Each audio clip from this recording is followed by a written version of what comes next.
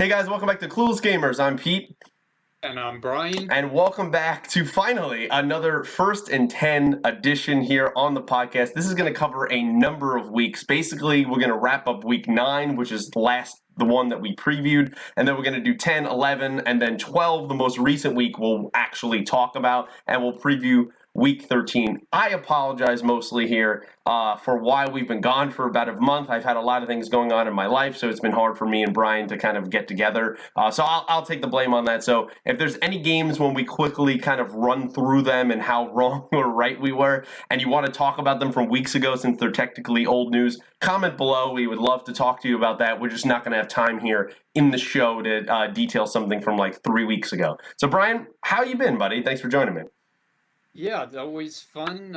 Post-Thanksgiving, we wanted to get it in before the holiday preview some of the games on Turkey Day. They were two lackluster games, let's be honest. Yeah, because the other one got moved all the way till today. So Right, that was the one we most were looking forward to, and now, of course, it'll be underway as of this recording in about 10 minutes, so it's certainly different to have football on a Wednesday afternoon. Yeah. But ready to go, and a lot of football talk ahead. Yeah, definitely. I also believe we talked a few weeks ago about, hey, has there been a Tuesday night game? And you said, oh, there has been one before. I can remember. I don't ever remember a Wednesday night game. I don't ever remember that. I think I saw it's the first time since like the 40s or 50s. So it's a weird feeling, and I feel like at this point, the only slot that I could at least remember that the NFL has not taken is Fridays. I'm pretty sure that's the only time they've never played a game. So with COVID, you never know this season. I mean, we might cover every day of the week the way this is going, so who knows? Yeah. Hope you all are staying happy and healthy out there and following all the precautions, but we're going to jump into some football here. We're going to start with week 9 really quick. The first game was the Thursday night game, which was Packers at Niners. We both took the Packers. I looked back. I made sure we checked on that. We ended up being right. The Packers kind of blew the Niners out. Wasn't too much of a surprise there of a very injured Niners team. And then we had a disagreement in the Giants in the 1 o'clock game, the Giants and the Washington football team.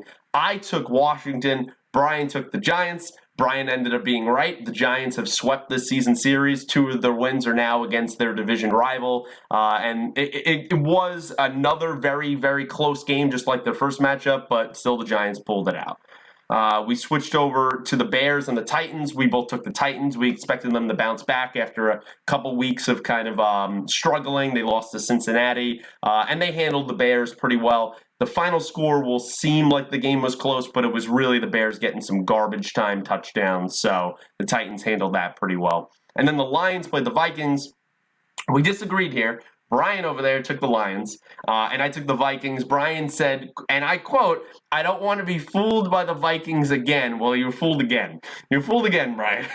How do you feel? It just seems like when you make picks, there's certain teams where it feels like whatever you do, you're wrong. You're optimistic they're going to win, and then they lose, and then you think they're going to lose, and they win. And for me, that team has seemingly been the Vikings. Yeah, it seemed like that's been your Achilles heel. But yeah, the Vikings pretty much blew the lines out. That was the amazing Dalvin Cook game and like him rushing for 1,000 yards, it felt like in that game. That's what happened there. And then the Panthers played the Chiefs. We both took the Chiefs, and we thought this game would kind of be a blowout. The Panthers hung around and actually had a drive where they were going for the game-tying field goal. They were not able to get that off and actually win the game. I believe, if I'm not mistaken, they took the field goal. It was like 64 yards or something like that, and they missed it, obviously. But 33-31 was a very, very entertaining game, and the Panthers should feel proud of themselves hanging in there. Do you want to comment on it? Like you said, we thought Kansas City would blow them out in that game. I mean, I think most people think the Chiefs, even though Pittsburgh is undefeated, Chiefs still very much the class of the league at this point. But the Panthers gave them all they could handle. Yeah, it was a really, really entertaining game. And then the Texans-Jags game was equally actually as entertaining. We both took Houston, but this game ended up coming down to a 2-point conversion at the end of the game that Luke Luton, or the rookie QB, was not able to convert, and the Texans won 27-25. They've been doing pretty good under Romeo Crennel since he took over. And then Baltimore played Indy. We disagreed here, and Brian he said, for the sake of being different, he took Indy. Even though you were leaning Baltimore, you should have took them because Baltimore pulled it out. It was kind of a boring game. It wasn't really that great. Yeah. 24-10. It was very slow-moving, lackluster. And Baltimore on offense didn't even play particularly well. But they found a way to pull it out there, and they got the victory.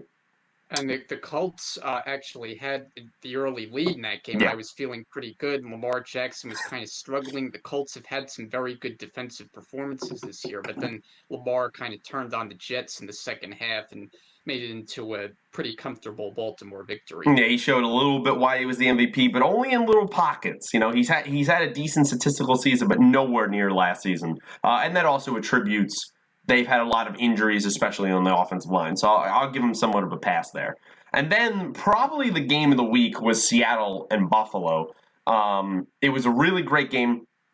Again, the final score of 44-34 is a little bit of a lie, a little bit disparaging because it was really Seattle kind of coming back. Buffalo kind of handled this really well, but it was the game of the week because what Buffalo did dismantling Seattle was really impressive to see them kind of get back to where they were in the season.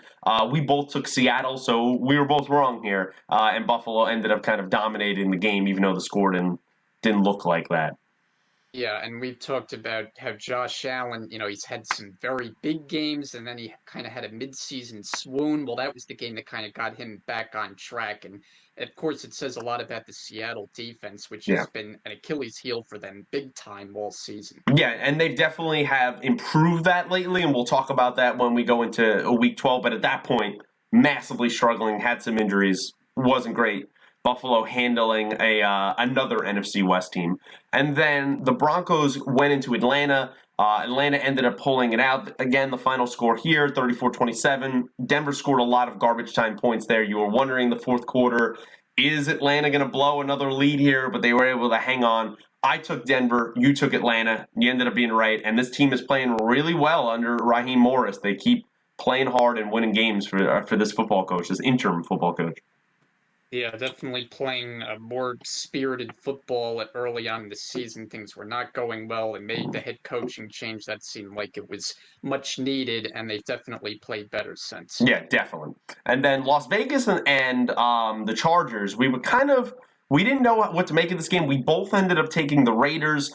It ended up being actually as close as we thought it was. It was 31-26 Raiders, and kind of the Chargers had a final chance there. They weren't able to pull it out, and the Raiders get another in-division victory. But we were very unsure, and we were right to think that way because it was a lot closer than we thought it would be.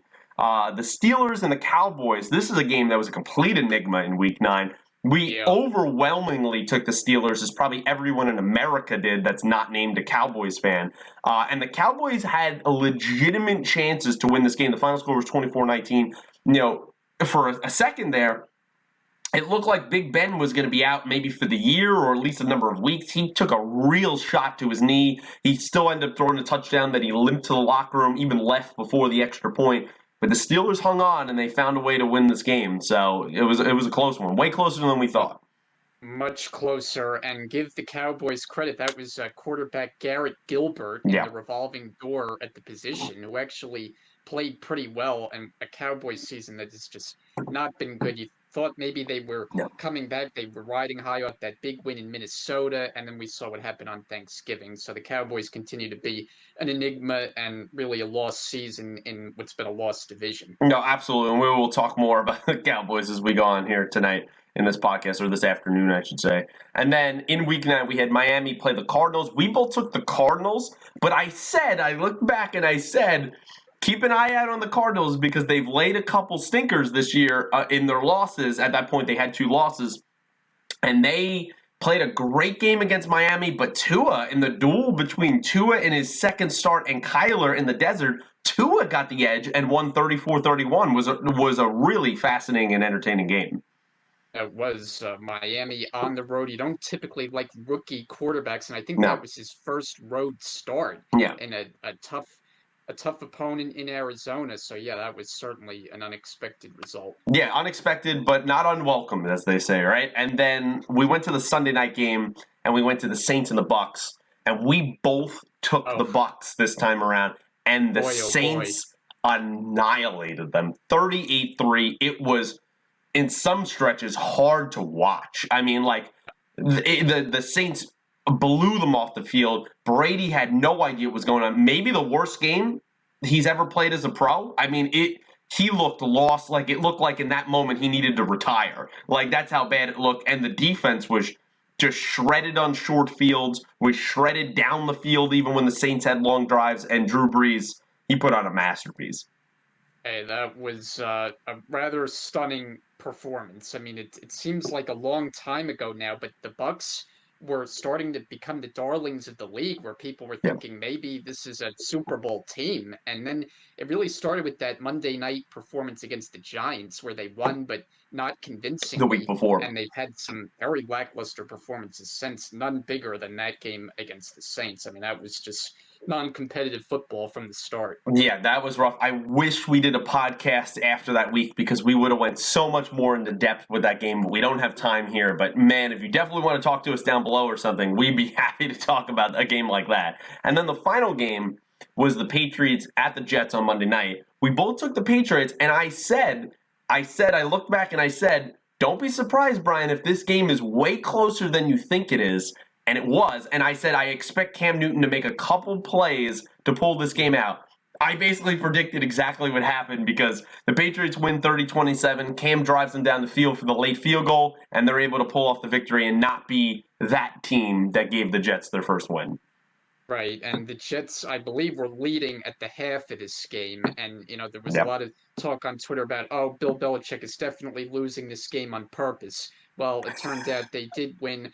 From a Jets standpoint, it was a game where Joe Flacco actually made some He plays. actually played pretty They got well. some big plays in the passing game, which we have not seen much of all season, obviously. So one of their better performances, but another loss nonetheless. Yeah, definitely so. But hey, at least they gave the effort. So, guys, we're going to transition to Week 10 here. All timestamps, as always, will be down below. So we're going to run through the games very quickly. Again, in the Eagles-Giants rematchup of Week 10, the Giants kind of handled them. What did you think about that game?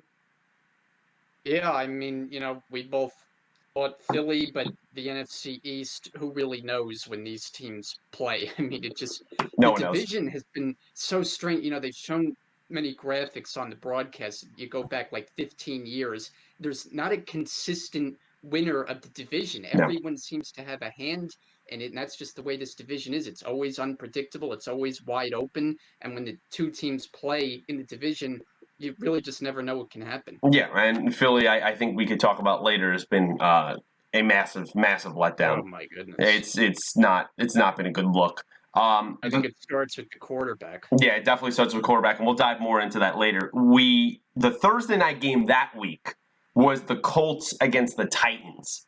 And that is a game that I believe we both took Tennessee. I'll look right now if you want to talk about that game. But the Colts handily beat up on the Titans, and it was not a great look. Yeah, no, I think you're right. I think we both had Tennessee, and that's why I was confident in picking Indy the next time around, and we'll get to that in the most recent week. But it turned out that it was the road team dominating that matchup this year because neither game was particularly close with the road team having the edge. Yeah, and this game will be known for me personally as the fantasy game where I didn't start Nakeem Hines, and he had his best game of the season. So gotta love it. Gotta love fantasy football. In the other 1:00 game, so the Eagles Giants was 1:00 game. The Thursday night game that week was the Colts Titans. We jump back to Sunday. Was that lackluster Jacksonville Packers game? We both took the Packers, but this game was way too close than it had any meaning to be. And what'd you make from the Packers winning only 24-20 in this game, being pretty decently close? Yeah, I was very surprised. I mean, we've seen the Packers when they're at their best, they can look like among the best teams in the league, and that just wasn't the case in that matchup against Jacksonville, who was playing a backup quarterback. So you thought for sure, it was going to be a blowout in Green Bay's favor, and yet they had to sweat it out. So certainly not expected from a Packer standpoint. Yeah, it was a very one of those weird games where like I wasn't entirely surprised when it was unfolding that the Packers were doing this because sometimes they just lay these eggs against really like inferior competition. Washington football team went into Detroit. We both took Detroit. We both ended up being correct. But Detroit squandered like a 20-point lead in the 17 or 20 points, and they almost let Washington back in the game. And we thought at that time that I was going to be Alex Smith's first kind of win. He played a fantastic game, threw over 300 yards, but Matt Patricia's Lions at the time, they were able to hang on in the game. We also had, if we transition over to Houston and Cleveland in this game, and we both took Cleveland, and it was an ugly, ugly game. Now, for context, if no one remembers, this game was pouring. I mean, there was rain the entire game. The final score should have probably been about 17-7 because that was the game where Nick Chubb ran out of bounds at like the 2-yard line, so he could have easily scored that 60-yard touchdown, which, once again, stabbing me in my fantasy heart as I have Nick Chubb. But it was not a great game to watch. It was a great game in the sense of, it's that old-fashioned weather kind of, dirty game, but not really from a football standpoint.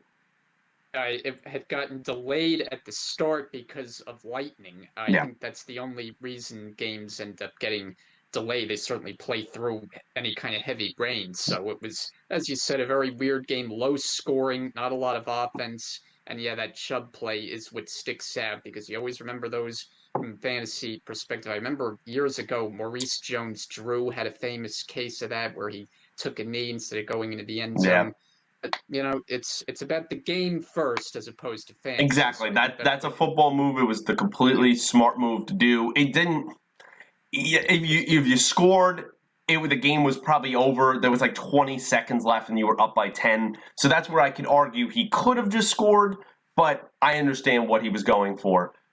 So I totally get that. And then we went over the Bucs and the Panthers, and after getting embarrassed the week before, Tampa kind of took out their anger on poor Carolina, won 46-23. This game was actually close in the beginning, with Carolina, I believe, taking a little bit of a lead at one point, and then the Bucs were like, no, we're not going to let this happen again, and just dominated them. Probably played one of their best games of the season.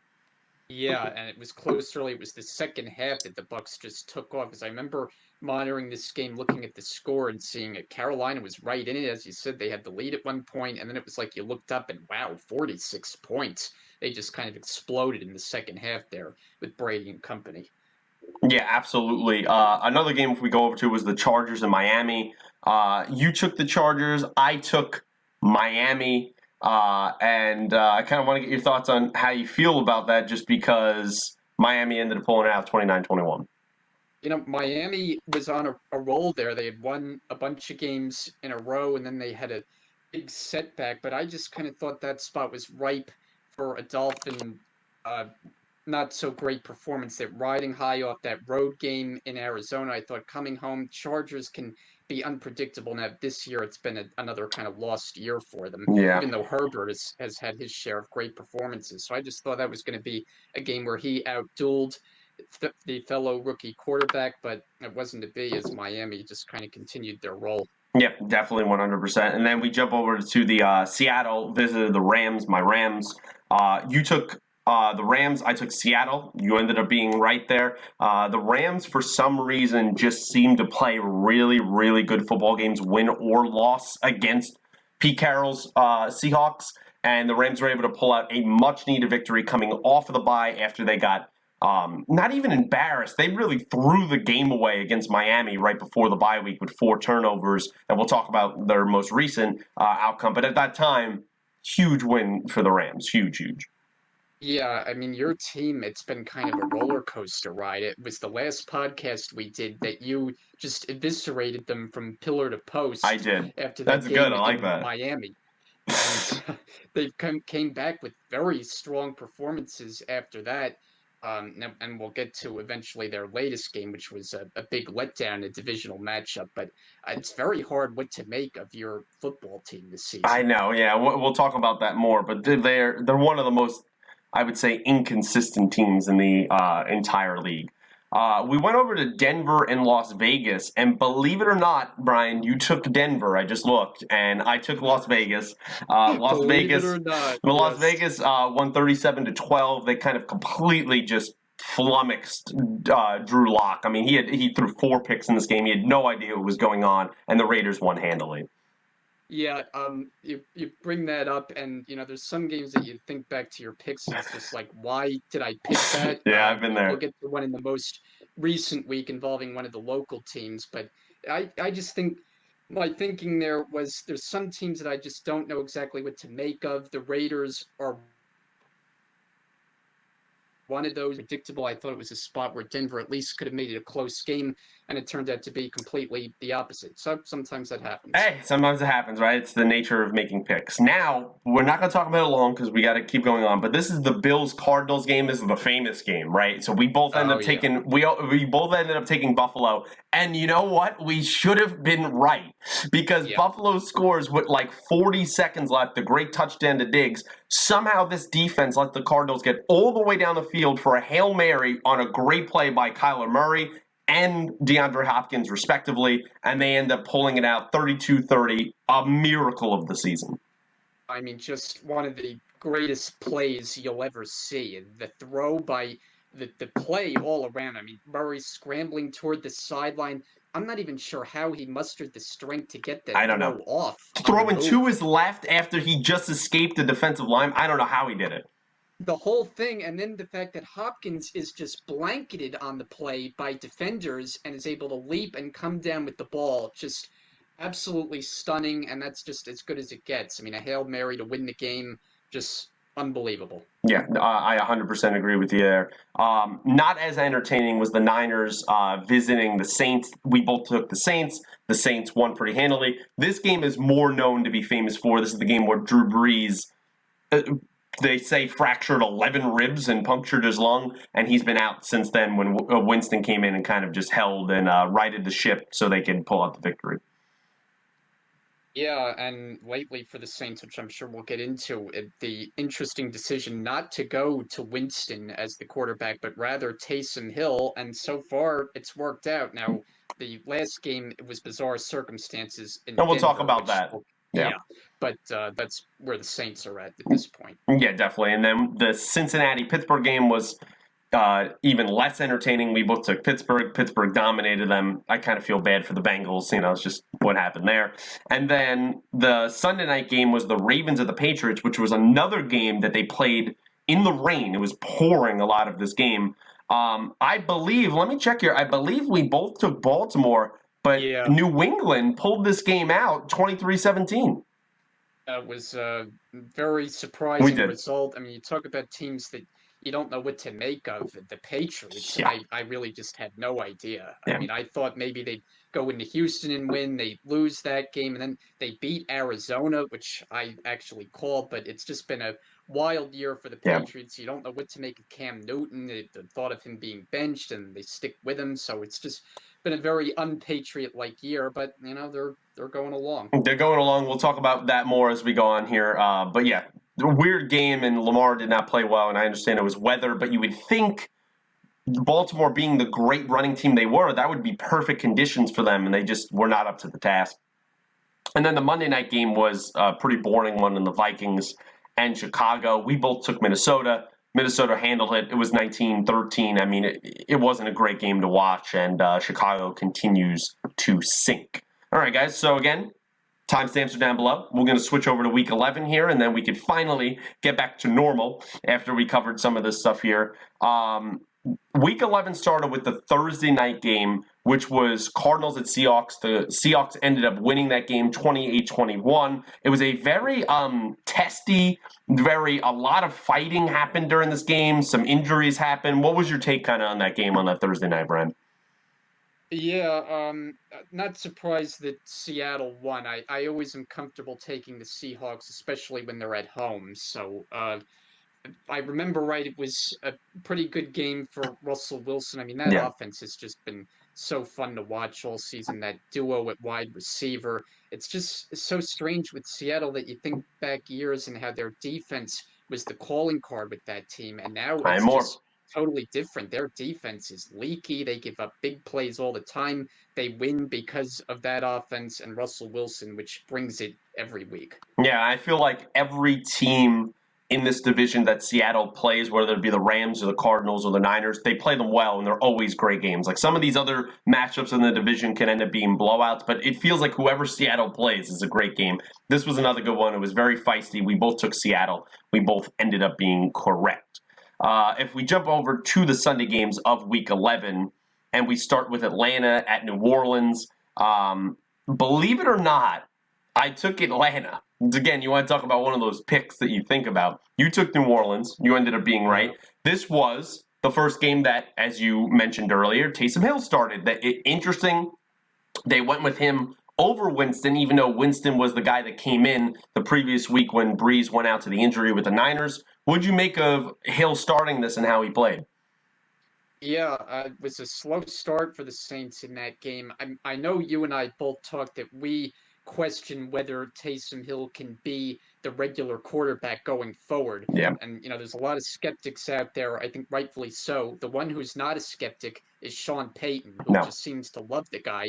And I get it, he's a Swiss Army knife. He can do different things that other quarterbacks can't do. I'm just not sure he's a drop back 35 times and win you consistently kind of quarterback. Now they've been able to skate by so far, but long term, I still obviously have questions whether he can be the guy. Yeah, I agree. We'll talk about that in the Denver game when we get to Week 12 here. All I will say at this moment is the Saints deserve praise for how well they can play with backups. They did it last year with Bridgewater, and they're doing it again. This team keeps rolling no matter what happens.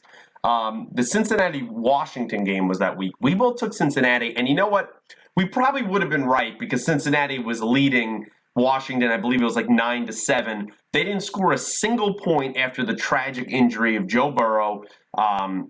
He ends up getting kind of rolled up on, twisted over in multiple directions. I believe they had something like 17 total yards when Ryan Finley came in, and after that it was just disastrous, and Washington ended up pulling it out 20-9. And then it was revealed later that Burrow tore his ACL, his MCL, he injured his PCL, he tore his meniscus. He has a good chance, Brian, of how great of a rookie season he's played and the hope he's given Cincinnati. He has a great chance of not playing all next season as well. Well, it's just a terrible break for, as you said, a guy who's taken the league by storm. There's been plenty of number one picks who've been total busts. I mean, you think to Jamarcus Russell and guys like that, and then you have the great success stories like Andrew Luck. Unfortunately, his career was cut short, as we know, but Burrow just looks on his way to being one of the next big stars in the league, and it's just a terrible setback for him to have that kind of an injury. I mean, there's just no other way around it. And I don't want him to be an Andrew Luck. I don't want him to be like, man, look at that talent, what he could have become if only they spent some money on that offensive line and kept the guy healthy. I just hope he's able to come back and play as well as he was, because it was great to watch. And that's the key, is the offensive line, because they which is have bad. It's horrible. really good weapons. Yeah. And really good weapons. So that's a team, when he gets healthy and they're able to make some tweaks, that's a team I'm buying stock in. Yeah, if I'm Cincinnati, I'm running Cincinnati, spend some money, do not be cheap, keep Burrow out all of next year, invest whether through free agency and drafting on that offensive line. Fix it before he comes back. That would be my advice. The Steelers play the Jags. I mean, Pittsburgh won. We picked Pittsburgh. The game wasn't close. Wasn't entirely shocking. We'll go over to the New England and Houston game, which you referenced earlier. What are the Patriots? I mean, the Texans end up pulling this game out 27-20. What goes? You want to talk about enigmas in this league? They're up 1 week, they're down 1 week. I mean, what's going on there? Are they playing for draft picks? Are they trying to make the playoffs? I mean, I don't know.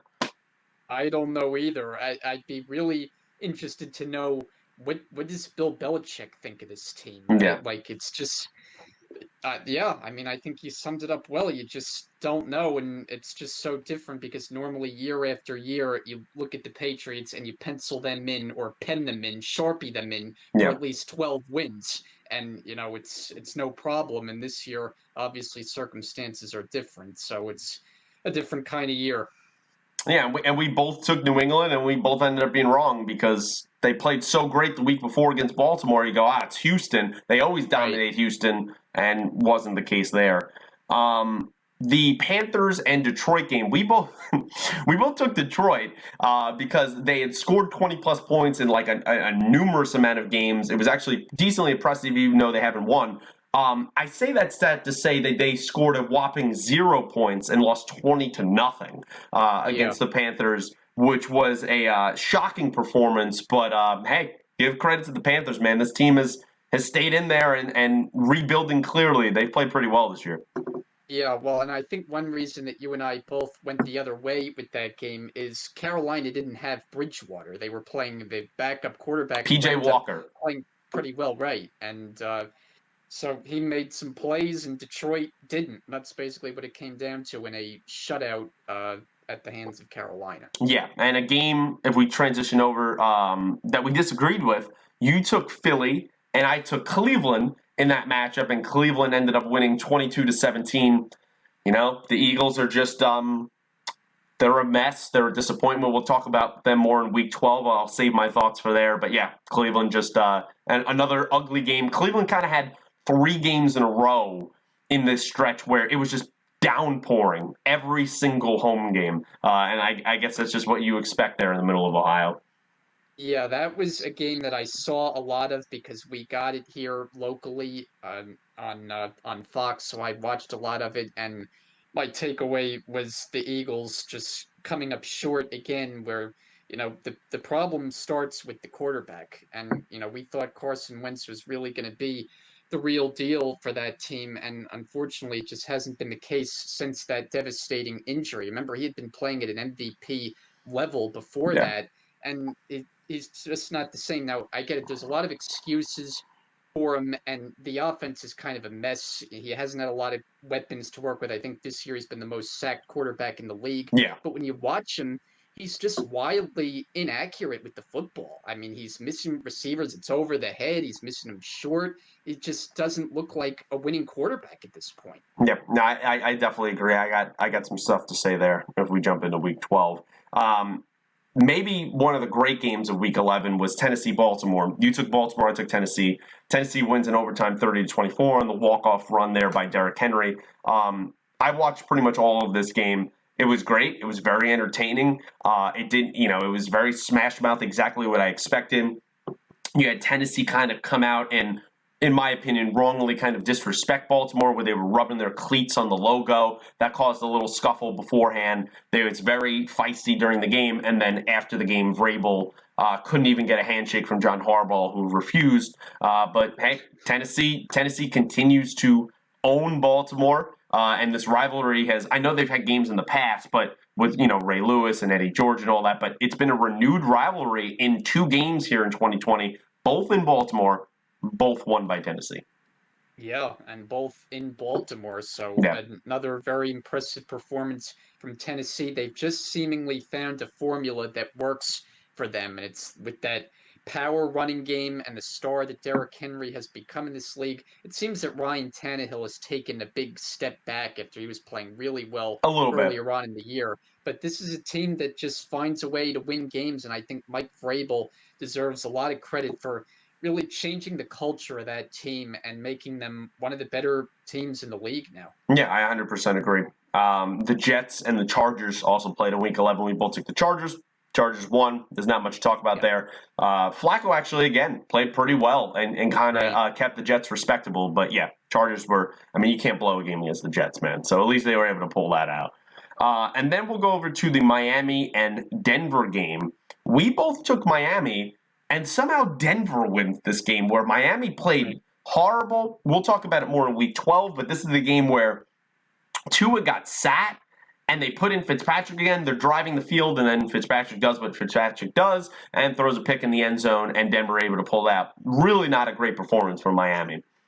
No, and I think there was reason to be confident about the Dolphins. We talked about their win in Arizona and the other win they had at home, and then you thought, okay, well, they're playing an inferior opponent. Even though Denver is one of those places, it's just a tough place to play because of the conditions and the climate and what have you. Yeah. But it was a game that Miami just laid an egg, and as you said, Tua ended up getting benched. Now they wind up sticking with him. Of course, then he had the thumb injury, so he Yeah. really hasn't been able to get back on the field. But Denver stepped up and were able to pull out a victory. Yeah, really disappointing when you're in the race for your division in the playoffs. Not a great performance. We can say the same about Dallas, Minnesota. Because, Brian, you got burned again. Because we both took Minnesota and Dallas. Right. And it was a very great game. I will say that. 31-28. It was very entertaining. But you lose to Dallas at home. I mean, come on, the way they were playing, the way they've played since the next week, and that's what you let happen on your home turf. It's not good enough. If Minnesota had the momentum and wanted a outside chance to make the playoffs, it was, for me, it was dead after this performance. Yeah, when I think of that game, the play that sticks out is the CD Lamb touchdown catch. I mean, just an Incredible. unbelievable. And the Adam Thielen catch. Remember, that was great, too. Yeah, so both teams had a circus catch for a touchdown. The way Lamb contorted his body as he was going to the ground to make that catch, he's just a freak of an athlete. Cowboys obviously have a good one there. Yeah, definitely, I would say so. Green Bay Indy was another game. Green Bay went into Indianapolis. We both took Green Bay. We were both wrong. Indy, it was a great game, but it was very disappointing from the Packers, especially offensively. You're up 28-14, and then you blow that lead and, do nothing. They score something. What was it, like 17 unanswered points or whatever? It's not good enough. And I know that defense in Indy is great, but the Packers continually seem, when they play these physical teams, it seems like they get pushed around, and it happened again. Yeah, that was a fascinating game. I think back, Rodgers made just some unbelievable plays in the drive to force overtime when he hit Valdez Scantling over the middle for like a 50-yard bomb. Was just an insane throw to set up the game-tying field goal. But then it was the same Valdez Scantling who coughed up the football in overtime to set up the Colts with an easy field, and they kicked the game-winning field goal. He's another one of those players who's just very feast or famine. He makes some unbelievable plays, and then just some plays that really make you scratch your head.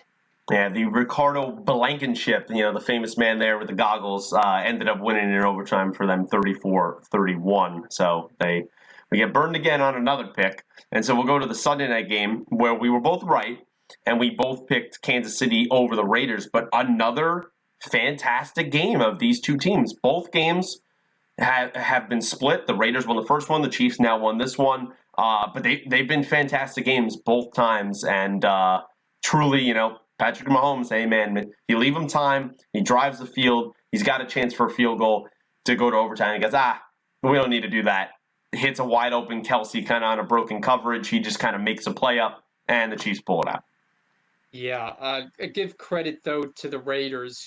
They've obviously stacked up pretty well against Kansas City, the only team that's beaten them, and did so at Arrowhead, and came up with another good performance. Really opened up the offense. They've had some games where they've played really well, and Carr made big plays in the passing game, but, it's just too much going against Mahomes. Sometimes you watch them, and you're just like, how can you beat this team? They just have everything at their disposal from an offensive standpoint. It's just unstoppable. Yeah, but hey, the Raiders seem like they're a team that maybe they could build this rivalry up again, where they could be the only one that could kind of be their kryptonite. But hey, if the Raiders keep losing to teams that they have no business losing to, and we'll get to that, they're not going to ever be on the Chiefs level, or even in the playoffs for that matter.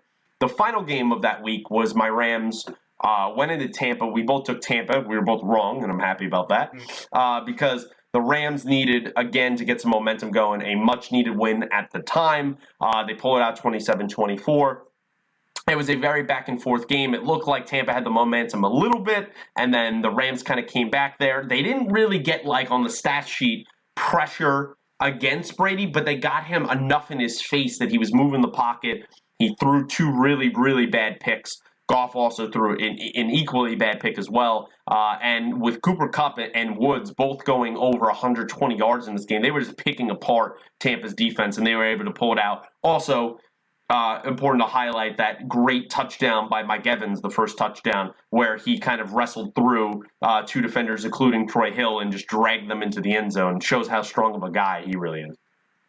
Yeah, was an interesting game. I think you summed it up pretty well there. You know, the Rams played pretty well on offense. Anytime you get both of those receivers with those kind of numbers, I think you have a pretty good chance to win. So it was one of the better games for Goff, and a game where the Tampa defense, which at times has shown more than signs of life, at times you thought they were one of the better units in the game, but lately they've really been slipping. Yeah, man, we'll talk more about them going into Week 12, which we're transitioning to right now. So again, timestamps down below. As I've said, we are caught up, guys. We did it.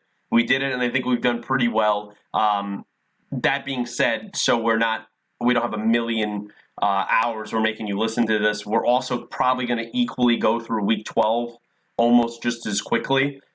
Just because we can't do what we normally do because we were behind so much. So I once again apologize for that. But next week we'll return to normal. We really just want to talk about these games and then preview Week 13. And considering Week 12 is still going on currently right now, but we'll jump back to the Thanksgiving games, which it feels like Thanksgiving, at least for me, Brian, I don't know how you feel, was like a lifetime ago, even though it was only like 5 days ago. I don't know why. Really I don't know why it feels like that, like at all. But we were supposed to have the Pittsburgh and Baltimore game capping the night thing. You know, for a few years now, they've done these 3 games now on Thanksgiving. That game was subsequently postponed, pushed and pushed and pushed, and it's playing right now, and we'll talk about that. But let's talk about the 2 very lackluster games that ended up being on Thanksgiving, which was Houston versus the Lions. We took Houston. We were correct. It was a blowout. I mean, it wasn't even entertaining whatsoever. So how did you feel about that game? Well, I'll actually have to correct you here because I picked Detroit. Oh, that you did. That's right. You did. So I went a nice tidy 0-2 on the Thanksgiving picks, with both games ending up being blowouts in the other direction. So not a great Thanksgiving as far as the picks. And I don't know why I did, because the Lions on Thanksgiving seemingly lose just about every year. So I don't know why I was confident in this game, but it was a big performance from Deshaun Watson, who made big plays, Will Fuller, and the Lions just really didn't have a lot of answers. That's right. Yeah, I'm looking back at it. Thank you for correcting me. You did take Detroit. You took Detroit and Dallas, and I took Houston and Dallas. So Yeah. that game, the Houston game, yeah, it wasn't that entertaining. You know, Watson put on a show. Well, Fuller put on a show. Now he's suspended for 6 games. Maybe that's why he was putting on a show, because he got suspended for PEDs. So it seems like whether injuries or now, going against the substance abuse policy, this man, he's so talented, he could just never get it right. But the Washington and Cowboy game, we both took Dallas, and we were both wrong. I mean, this game was 41-16 Washington. It appears that it's a blowout because it ended up being a blowout. But this game actually was close for a while, and then Dallas ran a weird fake punt in like their own territory and it was like a double reverse. It made no sense. It made no sense. And like I saw Pat McAfee break it down where like if that guy was, I forget even who it was, but one of the gunners, if he was meant to throw the ball, he actually had a wide open guy that could have at least been for a first down, if not a touchdown. But it would at least been for the first down. But he looks like he wasn't even trying to throw it. Like, I don't know what was he doing, what was he thinking, and what was the actual play call? That's a total mystery. I mean, the Cowboys made some really head-scratching plays. That wasn't the only one. Remember, they went for it on a 4th and inches on like their own 30, 35, and didn't opt to run the ball. They throw a pass with Dalton. Now, some people thought there should have been pass interference, maybe, but you don't get the benefit of the doubt on that call. No. At that point in the game, and it set up an easy score for Washington. So just some bizarre coaching moves by Dallas that doomed them. And that's kind of been the story of their season, right? Is that, hey, they've had injuries, they've not played well, but I think more of a spotlight needs to be on Mike McCarthy and this coaching staff of like, they make some weird in-game decisions that end up a lot of times costing their team wins, and I think that needs to be talked about more. Alex Smith also did not play great in this game. This ended up being his first win as a starter coming back, which was awesome to see, and I'm happy for him. Well, actually, no, the second game, because he ended up beating Cincinnati because of Joe Burrow. But this is the real game where the opposing quarterback wasn't injured mid-game, but he didn't play that particularly well. It was really Gibson that kind of ran Yeah, all 3 over. touchdowns. Yeah, he ran all over Dallas, and he's a player that I really, really like. If we jump over to the Sunday games, and I want to start with this one purposely because you hinted at it earlier. Miami and the Jets. I took Miami. What in your right mind made you take the Jets in this game? Miami ends up winning it 20-3, where Darnold comes back and the Jets still look lost as ever. Yeah, I think I might want to have that one back. Part of my reasoning was I didn't want to pick against the Jets all 16 times this year. Now, maybe if I did, I'd turn out to be 16-0. That well Exactly. may be the case. You could be. But I just figured I'd take a shot here with a divisional game with Darnold coming back. Why that gave me confidence, I don't really know, because it's not really like there's that much of a difference between he and Flacco. So I just decided really to take a chance. I thought Miami was a little you didn't really know what you were going to get with not having Tua, even though Fitzpatrick obviously we know knows his way around a game. But clearly, I was wrong, and I'd like to have that one back. Yeah. I think there's a couple picks all season that we always feel like that by the end of it. But yeah, the Jets continue to be a mess. 0-11 now, and somehow Gase and the front office still have their jobs, and everything's just business as usual apparently over there. Arizona played New England. I took Arizona. You took New England. So you ended up being correct here. 20-17. This was not a well played game. Let's just be honest. Cam Newton somehow won this game. Was maybe the worst pro game he's played of his career. I mean, it was horrific. In this game, he throws a pick to a defensive lineman on the third play. He had like 88 yards and like 40-something rushing yards. The cameras caught him after where it appeared when they kicked the game-winning field goal there that Josh McDaniels was trying to congratulate him, as you do, for a win. And he seemed to be apologizing to Josh McDaniels about like how poorly he played. That seems what was going on there because he didn't look happy at all. But what'd you make of this game where another game where I feel like if the Cardinals are meant to take off, you got to win this, and they didn't. Yeah, that's kind of been a story for a lot of teams. For Is you both of these think teams. For both of these right, teams. you think they're at a certain level, but you want to see them win certain games to prove it. And that was one for Arizona against New England, who we talked about. We don't know what they are. Well, when Arizona loses a game like that, you start to wonder, what are they? And, they should be better than that with Kyler Murray and their offense getting more established there with Cliff Kingsbury at the helm. That was a letdown performance.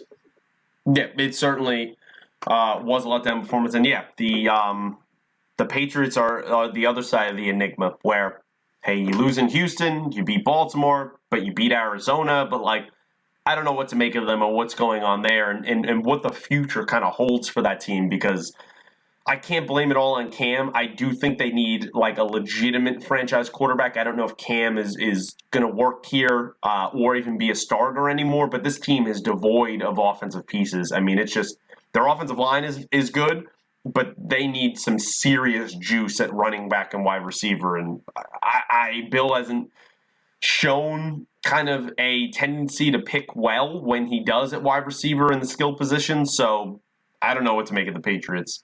We'll see what happens. It's going to be an interesting offseason. The Panthers played the Vikings, and the Vikings, we both picked Minnesota. Surprisingly, they end up pulling it out 28-27, which was a pretty damn good game. But another team that I don't know what to make of is Mike Zimmer on the hot seat? Is he not? They move up to 5-6 now. I mean, what do you make of the Vikings? I don't know. And this was a game that they were trailing for much of the Yeah, way, they were and it trying to took give it a away. They had like 3 or something turnovers. They were trying to give it away. right, and then Kirk Cousins engineers that last minute drive there, takes them down the field very quickly, and the touchdown pass to Chad Beebe was his first career touchdown to give the Vikings the lead. Now Carolina still had a chance. There was more time left on the clock, but Minnesota was able to hold them and get a win come from behind fashion, one that they much needed after that game against Dallas for sure. Yeah, they definitely needed a palate cleanser, and what better than one of kind of the bottom feeders that has played well up to its competition in Carolina, but they are certainly rebuilding. Hey, I guess maybe Minnesota's rebuilding as well, or this is a lost season. I don't really know what to make of the Vikings. Cleveland played Jacksonville. We both took Cleveland, and they won 27-25. Very similar to the loss that Jacksonville had against Houston when we talked about that about 30 minutes ago. But yeah, game that didn't have any business being as close as it did. But hey, Cleveland found a way to get the victory. They're 8-3. They're definitely in the playoff hunt. I just don't trust them, and I don't have a lot of respect for this team. That it seems like, hey, they have two fantastic runners in Hunt and Chubb. Mm-hmm. But if a team comes in and shuts the run game down, I think this team's done. Yeah, it'll be interesting to mention the running backs, both on pace to have 1,000-yard seasons. With Chubb missing 4 games.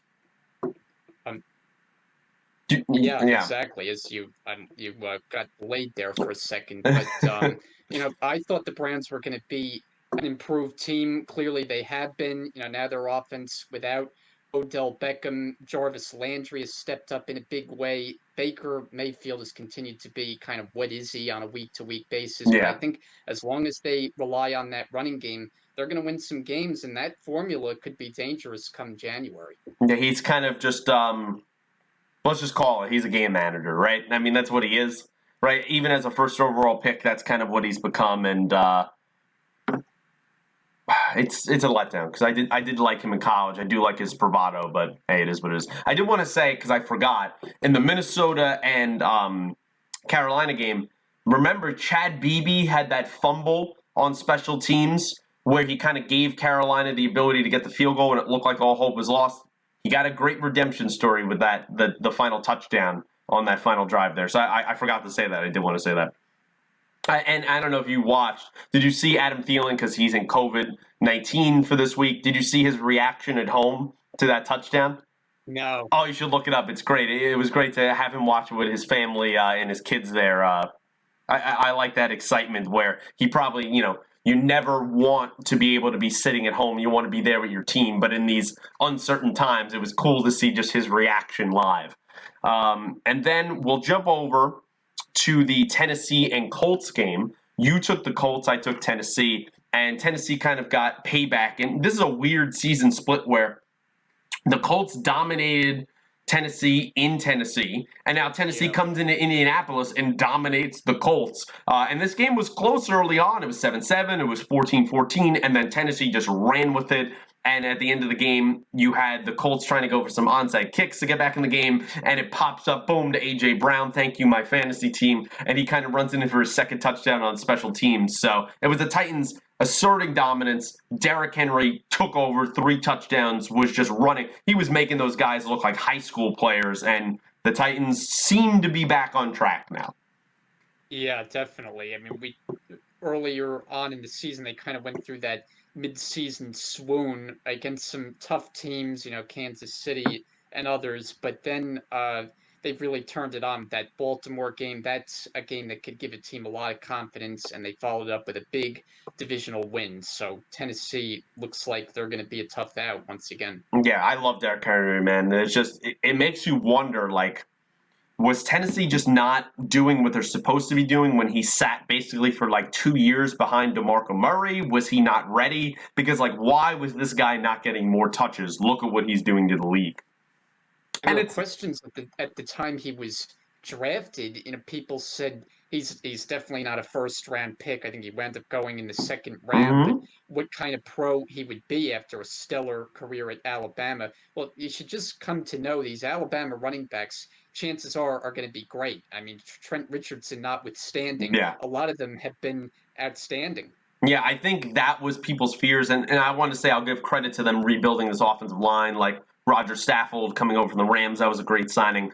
But I think a lot of people saw Trent Richardson in him. Hey, he's a big back. He's fast for his size. He's going to be that. This is a different breed, man. This guy's a different breed, and he is showcasing that, and I'm glad. I love watching King Henry run every single week. The Giants played Cincinnati. We both took the Giants. Game was a little bit closer than we thought it'd be, 19-17 Giants, but without Joe Burrow, done for the rest of the season, as we already talked about. The Giants were able to pull this one out, get a victory. At that moment when they won, they became the top team in the division, and they currently sit at number 1 in the division, with the Eagles still losing there on Monday night that we will get to. And even with Washington's victory, they still moved ahead because they have the 2 tie-breaking games over Washington. The story here is, how long is Daniel Jones going to be out? He pulled his hamstring there, and so now he's out for multiple games, and Colt McCoy is going to be starting. The Giants don't seem to be my favorite anymore. It kind of switches to Washington now, and I don't even feel comfortable about that. Like, I don't feel confident. Yeah, I don't know who I would even pick in this division. Like, anyone you could say, it's just wouldn't be confident. I guess you could still say the Cowboys. They're still in it, right? I mean, they're a game out. You wouldn't feel good about it, and the consensus was it'll probably be Philly. Well, how could you possibly feel good about them anymore? So I mean, I don't know. and who knows? Even the Giants with Colt McCoy, it would be nice if he could throw the ball more than a couple inches. Yeah. I mean, he just can't throw the ball. So they're probably going to him, as you said, in a game against Seattle, which is going to be basically an impossible task. But the Giants have been playing much better football. I think we've just seen kind of a different energy that the new head coach Joe Judge has brought. They're running the ball a lot better. They're just looking more like a functional football team, and that sounds simple, but that's not what they were the last number of years. Yeah, I 100% agree. Through the Ben McAdoo's and everything that they went through, the Pat Shurmurs. I like what Joe Judge has done with this team, and I know that's weird to say. Hey, they're 4-7. But they're leading the division. Even if they don't end up making the playoffs, which I don't know if they can now with Daniel Jones out, and their schedule is hard here in these last few weeks, where opposed to someone like Dallas, where their schedule is pretty much cheese. I like the culture he's building over there. The players have talked about, even in the offseason, the culture that he is building over there. And this team is a few pieces away, maybe a quarterback away. I'm not really sold on Daniel Jones right now, but I like, particularly, especially defensively, what he has done. And it's nice to have the Giants kind of seemingly on the cusp of returning to the prominence of the proud Mara family of what they've been since the beginning of the league. And then the Chargers and Bills played. We both took the Bills. Not much to talk about here. The only thing I want to highlight on, the Bills won 27-17, is even when the game was over, I don't know if you caught the end of this game, Brian. Even when the game was over and the Chargers were kind of trying to get some garbage points, because you have to be competitive and stuff like that, they get a Hail Mary that they get all the way down inside like the 20, 30-yard line of Buffalo. And then with no timeouts and there's only like 30 seconds left, they're running the ball and not passing it. Like, what is the play call going on? Like, I understand the game is over, but if you're trying to start to get a touchdown and stay in the game, what are you doing? And I think that has been the thing that has held this Chargers team back. I think Anthony Lynn is going to get fired at the end of the season, and they got to bring someone else in here, coaching staff. Nothing against Anthony Lynn, but they need to put a little juice in here, and they need to kind of get rid of I don't want to say curse, but it seems like this team cannot make game managing, time managing decisions. They're always making mistakes despite the talent they have. Yeah, and it seems like it doesn't matter what changes they make. This has been the way with this franchise for so many years now, going back to when Norv Turner was coaching. And then you thought, well, maybe they make the change at quarterback, and Rivers obviously had a great career there, but it's just the same situation with them year after year, and it's got to be incredibly frustrating if you're a fan of that team. Yeah, it has to be, and it's just it's incredibly frustrating for me, and I'm not even a Chargers fan. I just share a stadium with them as a Rams fan, but like, you got the QB, it's seemingly in Herbert now. You have all these offensive pieces. You're going to get Derwin James back next year. You still got Bosa's over there and your Ingrams. Why can't you get the little things right? I mean, I don't get it. And maybe a coaching change will bring that. I don't know. I know there's been some insane rumors out there. I don't know if you've seen this, that Bill Belichick might go over there as the coach. I don't see that happening remotely. No. But, hey, if it did happen, I'd watch that. I'd be pretty interested to see that. Las Vegas played Atlanta. We both took Las Vegas. And one of the weird games for me of the season, definitely of the week, I mean, what happens with these teams, Brian? I know this year has been different, but Las Vegas goes in there and just lays an egg. I mean, they just get. It wasn't even like Atlanta's offense was like rolling. There was no Julio Jones. It wasn't even like they were killing it. It was that they just kept constantly giving Atlanta short fields and making stupid plays and not making enough plays on offense. And now this Raiders team, you got to watch. Remember, this team was like 6-4, I believe they were last year, and then went like 1-5 down the stretch. Are they in danger of doing that again? It's possible. I mean, you never know with these John Gruden coached teams. They're very unpredictable. And like we were saying, we started to feel better about them. They had some games where they won convincingly. They buried Denver, as we established, and you thought against an inferior Atlanta team, at the very least, this would be a close game, and it was anything but. Now, I wasn't exactly dialed into this game, but I was just Yeah. monitoring the score and wondering, as you were, what the heck happened? Yeah, I don't know. I mean, like, look at the stats here, and I wish we could go a deeper dive into this, but we can't this week, so I apologize, guys. But like, Matt Ryan threw for 185 yards, 2 touchdowns, and a pick. They had Smith run. Smith ran for 65 yards. Brian Hill ran for 55 yards. Okay, so there's no Todd Gurley in this game as well. There's no Julio Jones. Their highest receiver was Ridley with 50 yards. I mean, like, it's not like the Falcons blew up. It was the most points in 43 points that they've scored since since 2016. And they didn't even have to do it in any crazy fashion. So the Raiders just gave them the game and just did not play well. And hey, when you're in a competitive AFC wildcard race right now, not the time to lay eggs against Atlanta. But I will give credit where credit is due on my final point in this game. Raheem Morris now is the interim head coach. He's 4-2 now. He's getting these guys to play over there, and that definitely is going to help his candidacy case come the offseason of, hey, maybe we should consider this guy to be our next football head coach officially. So we'll see what happens there. We go over to the weirdest game of the week, and it happens, You know what I'm going to talk about. It's New Orleans and Denver. New Orleans handled Denver 31-3. We all expected that given the news that ended up happening the night before, that I've never thought I would say this, the entire QB room for Denver was all declared that they had to be inactive. Even though none of those guys actually officially tested positive, they were still around it enough that they had to be quarantined and protocoled. Drew Lock since apologized for it. He said maybe he didn't wear his mask as much as he should have been. So they ended up having to turn to Kendall Hinton, a practice squad wide receiver that had played a little bit of QB in college at Vanderbilt but didn't win the starting job there. And he kind of played I'll give him props. He tried, but they went 1 completion out of 9 attempts. They didn't get a completion until the third quarter. It's what you expected, wasn't it, Brian?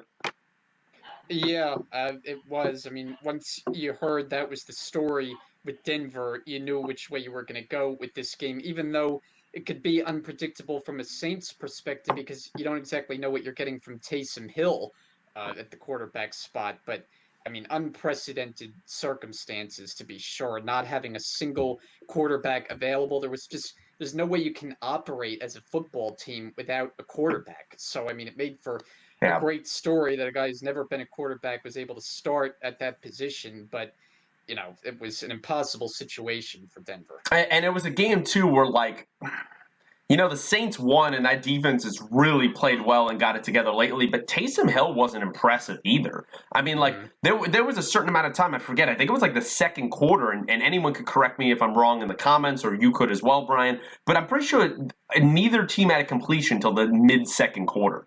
I mean, that sounds right. That is terrible. And I'm looking at Hill's stats here. He went 9 for 16, 78 yards, no touchdowns, and a pick. He ran for 44 yards and 2 touchdowns, but it was a very running game. Let's focus on Murray. He ended up actually being the best running back in this game, not even Kamara. And the Saints were able to just beat up on them without a quarterback and kind of locked down. And it almost seemed like Denver was celebrating Christmas or they won the Super Bowl when McManus hit that field goal. Like everyone was so excited that they didn't get shut out and they got 3 points. But it's kind of what you expect. I want to talk about more, but we don't have the time. This is why I'm not sold on Taysom Hill as games exactly like this. I know Denver's D is pretty good, but everything's ripe for you to play well there, and that's why I don't think he is the future. We transitioned over to the Chiefs and Tampa game, which was kind of the hyped game of the weekend. We both picked the Chiefs. The Chiefs won 27-24. It actually was not as close as the score seems to make it.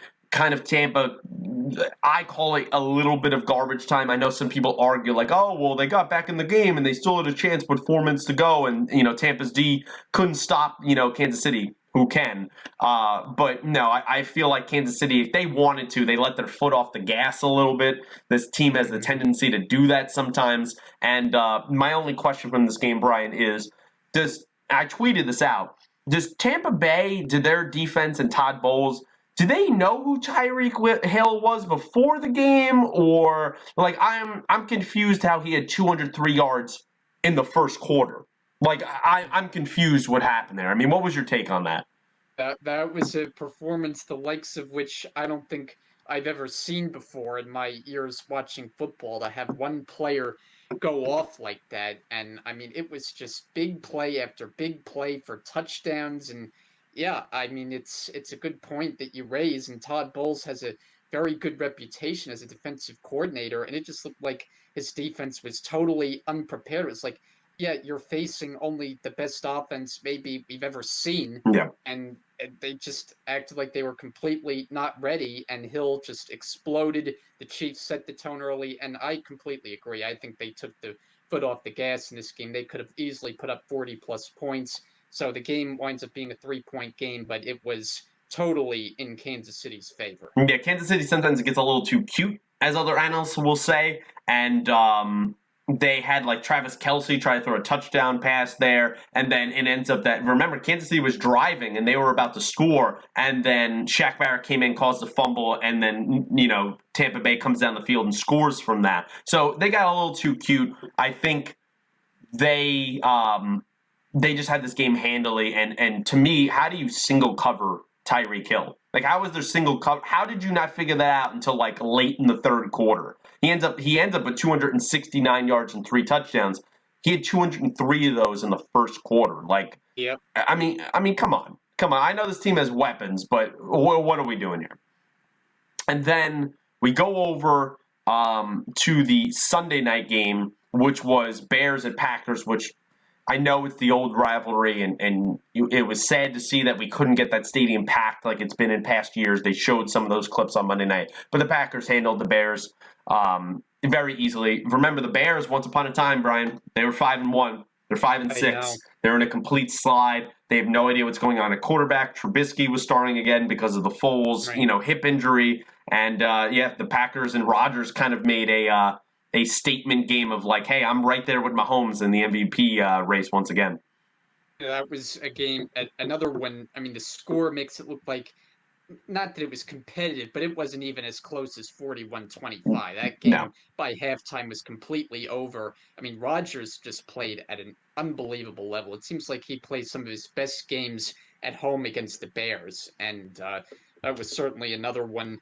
He looked like the old Rodgers, one of those turn back the clock kind of performances from him. And when he plays at that level, the Packers are going to be tough to beat. Yeah, and he didn't even have to do much in terms of yards wise. He had like 210 or 11 yards, something like that. But he had 4 touchdowns. He just took what the defense gave him. And Chicago's a good defense, but that offense continues to be a mess. I know a lot of people are calling for Matt Nagy's job. I don't agree with that. I honestly think that, remember way back, Ryan Pace, the GM, the stories came out that they drafted Trubisky and didn't even talk to their head coach. So I don't put this on him. If anything, fire Ryan Pace and the decisions and the drafting that he has made. I knew Trubisky was not going to be a good pick. I don't know why they took him at 2 overall. What from North Carolina in 1 year of starting showed you that this guy could be a franchise quarterback? And The Bears continue to search for a quarterback that they haven't had maybe since Sid Luckman. I mean, like, when's the last time this team? I know they won with Jim McMahon, but like he wasn't that guy. So they continue to be in search for that. And then the second to last game of this week, since this week is still going on, was Seattle versus Philly. We both took Seattle.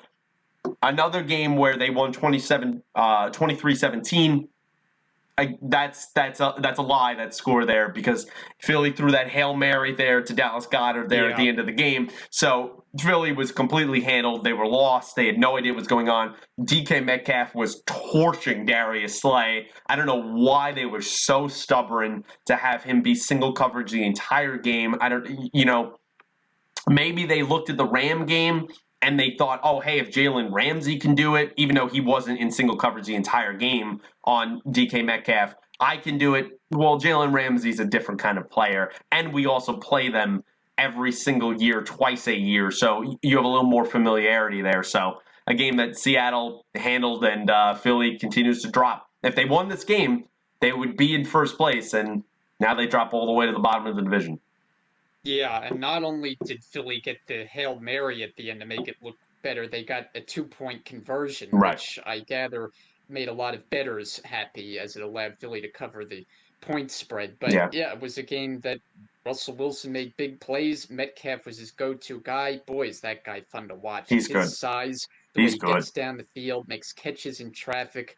I mean, him with Lockett is just a tremendous 1-2 punch at wide receiver, and it can be any one of them any given game who can go off, and that just makes that team so dangerous. Yeah, Philly just did not run the ball. They refused to run the ball. I don't know what was going on there when Miles Sanders has had a pretty good year this year. You had DK Metcalf go off, but you also had, before the game, you had Jim Schwartz, the Eagles defensive coordinator, talking to him and apparently saying something along the lines, which I didn't even think it was bad what he said, of saying, hey, you're not Calvin Johnson yet, which DK Metcalf is not.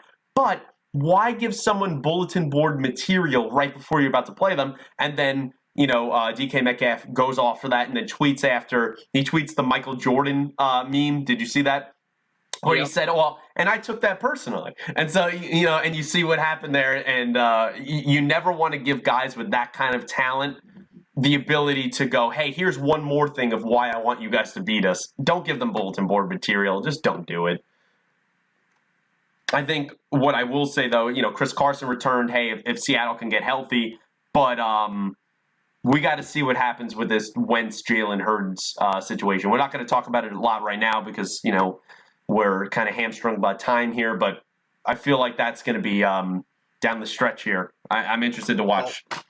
And it was very bizarre because at one point he came in the game and you thought, oh, is Wentz getting benched? Well, he was only in for, 1 or 2 snaps, got to third down, and then they decide to put Wentz back out there to get sacked. I mean, it was a very bizarre sequence of plays for an Eagle team that continues to make your head spin. Yeah, I agree. The final game of Week 12, which, we can't talk a lot about because it's currently ongoing, which is the first we can say of that, it's the Baltimore playing Pittsburgh. We both took Pittsburgh. Currently, right now, we are in the second quarter, about 7 minutes left, and the Steelers are only up 9-7.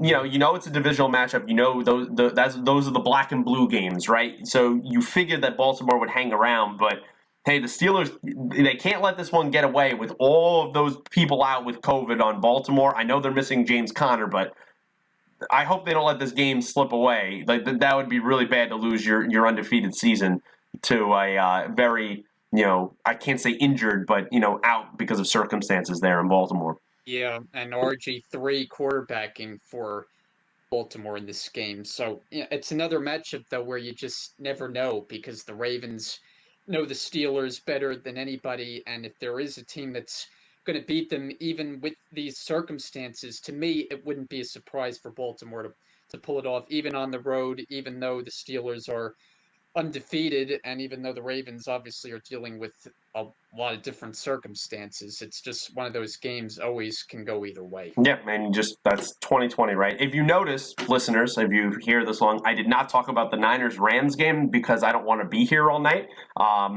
We both took the Rams, and we see how that went. All I will say is the memes right now are warranted. for Kyle Shanahan being Sean McVay's daddy. He's won 4 in a row and 5 out of the last 6. So even an undermanned Niners team, really pathetic loss. I mean, you can look at my Twitter. Just not good. Just not good enough. And I will say the other thing that came out of this game was, for some reason, you want to talk about bulletin board material, Aaron Donald, when he was asked that week, leading up to that game about Deebo Samuel, he jokingly, but he was like, oh, who's that guy? Like, act like he didn't know him. And then Deebo Samuel went off the way he did, especially on the final drive, and then tweeted out when Donald was a St. Louis Ram and he got thrown out of that Niners game years ago when he slammed his helmet down. I don't know if you remember that. He tweeted out that gif. So there's a little bit of tension there between those two teams. I would say the two of them probably hate each other the most in that division. And, Rams with another letdown game. That's all I have to say about that. We're going to go into Week 13. We are, because of time, and I know we had a lot to catch up on, so if you're still listening, thank you so much. There's timestamps down below.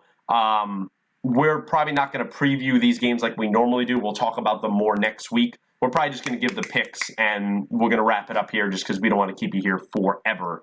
I will start here with, remember, it's important to say there's no Thursday night game this week because of everything that happened with Baltimore. It was supposed to be Baltimore-Dallas because they both were supposed to play on Thanksgiving, and everything has moved all around the place. Pittsburgh and Baltimore are playing right now, as we said, but Pittsburgh is playing Washington on Monday night, so there's 2 Monday night games, and things are, it's a mess. They think Baltimore and Dallas are going to play on Tuesday, but that hasn't been confirmed yet, so we have no idea. So hopefully the next podcast next week we'll talk about that. So there's no Thursday night game, so we will jump into the 1 o'clock games, which is Raiders-Jets. Las Vegas, do not let me down. I'm taking Las Vegas, and the Jets, who knows when they're going to get their first win.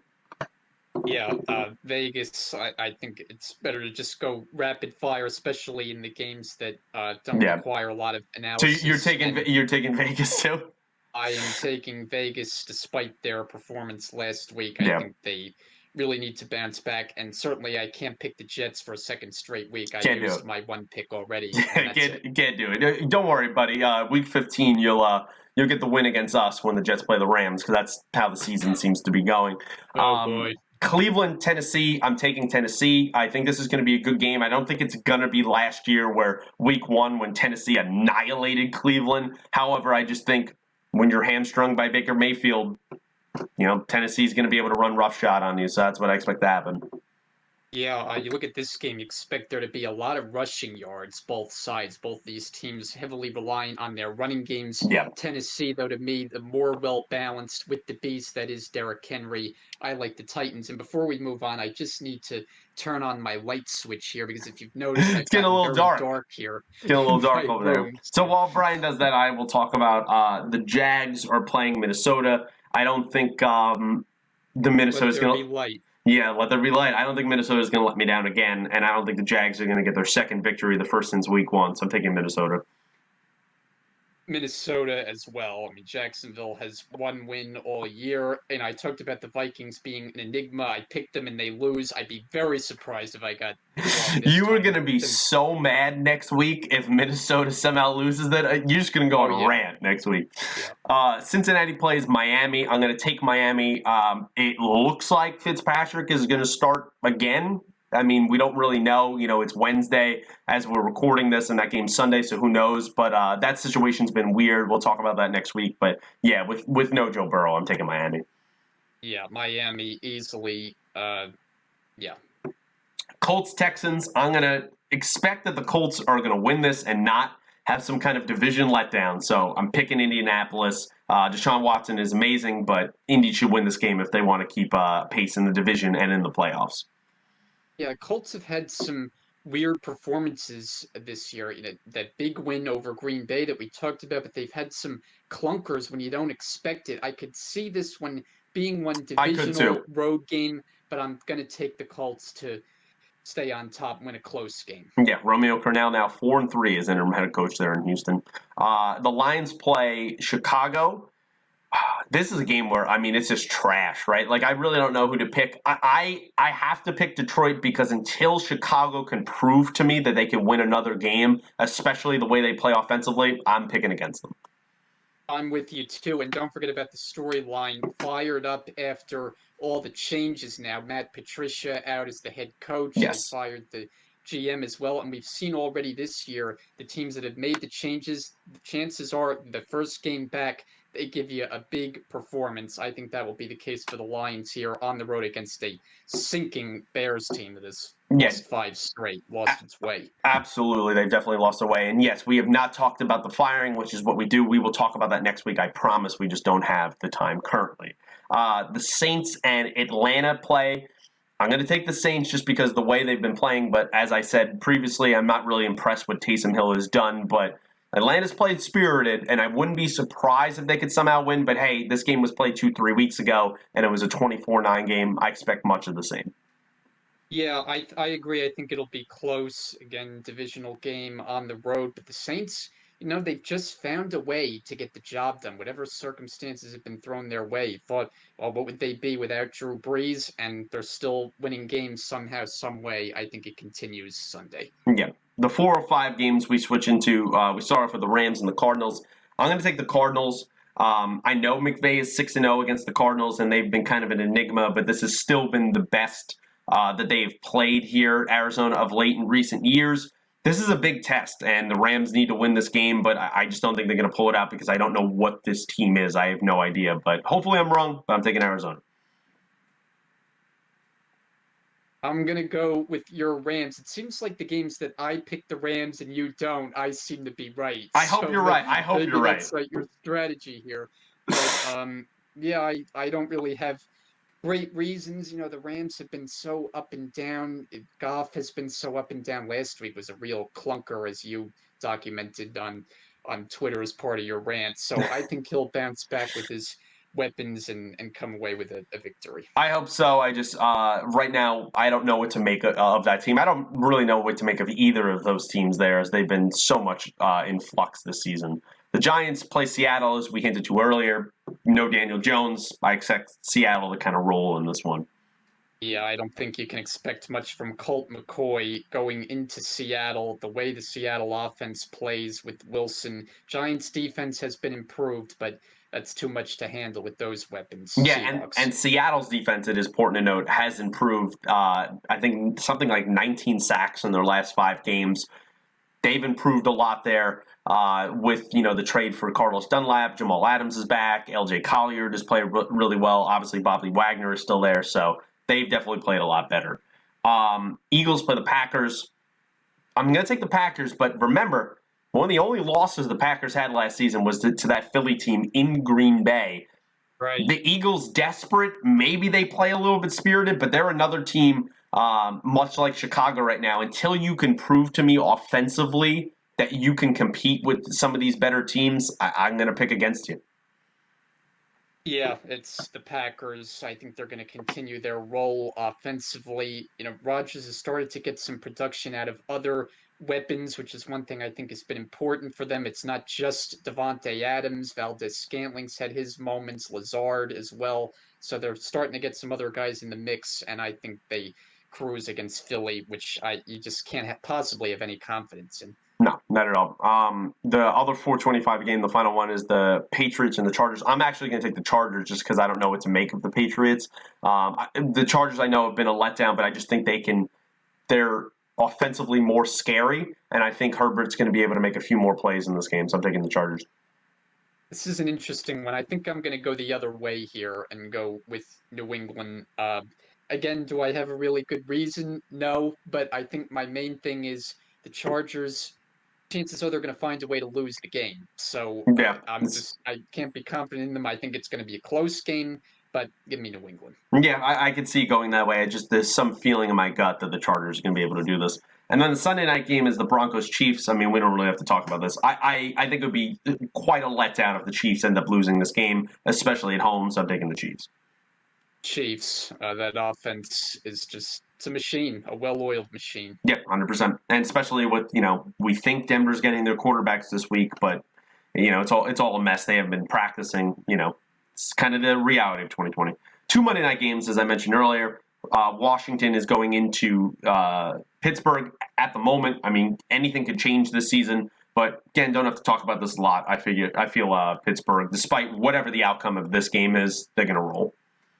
There's a lot of games this week, seemingly, where you look at it, it's just like a no contest. Yeah. And this is another one here with the Washington football team. Steelers at home. They haven't lost yet. Maybe they will by then if the Ravens are able to pull this one out this afternoon. But I'm taking Pittsburgh handily. Yeah, definitely.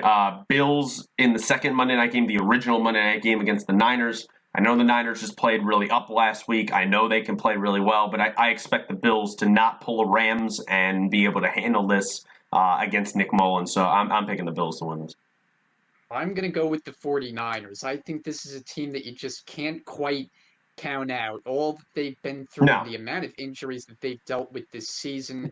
I think maybe that win Astronomical. last week over the Rams gave them an extra boost of confidence. And the Bills have played really well this year. I picked them consistently this year, but I'm taking San Francisco at home. No, definitely fair enough point. And then at the moment, the Tuesday night game, which is just becoming a regular thing this year, Right. is the Cowboys and the Ravens.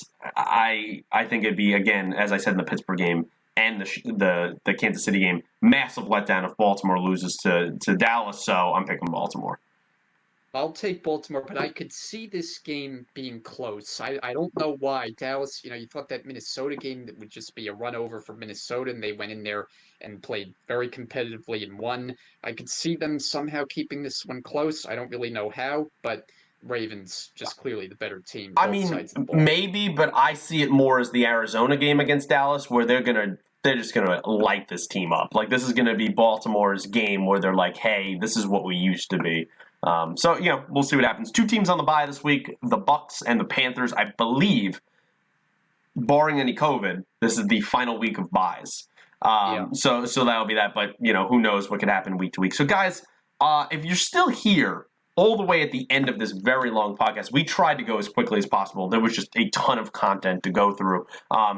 Podcasts are normally not this long, and we're really trying to cut them down as opposed to the weeks we had. We love to talk, but we want to make it a little bit more digestible for you. But hey, if you want to put it on the background or if you have a long car commute, it's a perfect way to listen to something like that if you so choose to. Brian, thank you for joining me so much. Let's not do this a month from now. Let's get together a little bit sooner. That sounds good to me. Yeah, that is the plan. Yeah, follow us on Twitter. I'll link our Twitter accounts down below. We talk usually a lot about sports, so maybe you'll agree or disagree with those opinions. But hey, it makes it fun that way. If you want to comment anything down below on those past weeks and games that we couldn't cover as much, or this week that is currently ongoing right now, or week 13, let us know and let us know your picks. But until next time, guys, thank you. Like the video, subscribe to the channel, share with your friends if you be so kind. And until next time, thank you for watching.